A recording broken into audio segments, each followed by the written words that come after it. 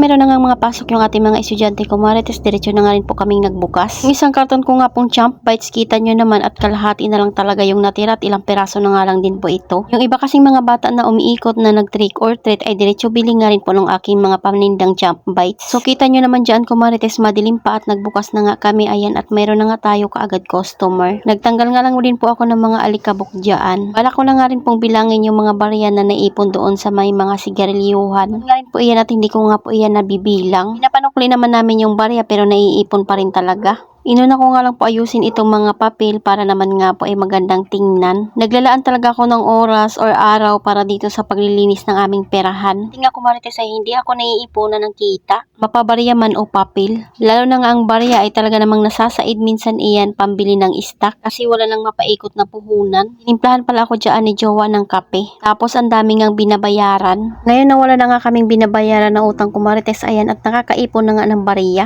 Kaya nagtaka din talaga ako dun sa isang na ang sabi niya estafadora nga daw ako. Tanggap ko naman pag ako nga ay nabash ko, Marites, pero ang hindi ko nga matanggap syempre gawan ka ng issue. Sabi niya may kaso nga daw ako sa barangay. Kaloka, diba? Baka sarili niya yung tinutukoy niya. Medyo madami nga itong tagpipiso ko, Marites, kaya naman hindi ko na nga muna binuhos at isinabay yung mga tigli-5, 10 at 20. Ito yung sign ko, Marites, na umuunlad na talaga itong aking munting tindahan. Medyo madami-dami na akong bariyang naiipon, char. Di sa totoo lang kasi talaga dati kahit yung benta ng yelo ay talagang dinudukot ko yan pambili lang ng stock. Kaya kung pasok ka na, huwag kang mawala ng pag-asa dahil hindi natin alam yung takbo ng ating munting tindahan. Sa 3 years kong magtindahan ko, Marites, maraming ups and down na rin talaga yung naranasan ko. Andiyan na yung sinabi ko na kay Jowa na isarado ko na muna yung tindahan tsaka na lang ako magbubukas pag meron na ulit pambili. Pero sabi niya nga, hayaan mo lang buksan, at least meron pa namang kaunti. Tapos yung kaunting stock ko, Marites, abay nadudukot pa namin yun pang konsumo sa bahay. O diba kung iisipin mo, parang ang hirap ng magbukas ng tindahan. Pero sabi nga ay weather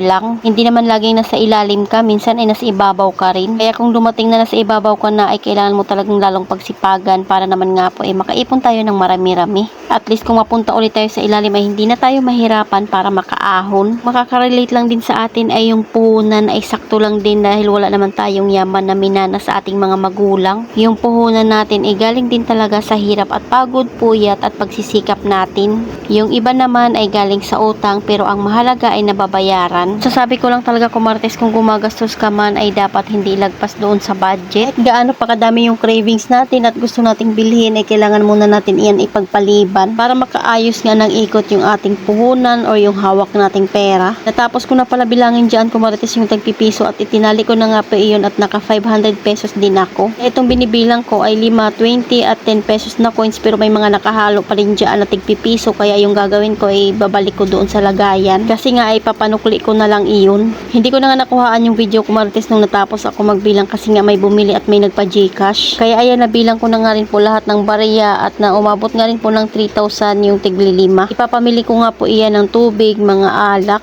at yung mga juice na kulang dito. Kailangan na nga ulit mamili ng mga kape at mga dilata, pati na nga rin chichirya. Pero bago pumasok si Jowa sa kanyang trabaho ay inutusan ko na nga muna bumili ng 3 tray ng itlog dahil yung last na 5 itlog ay binili na.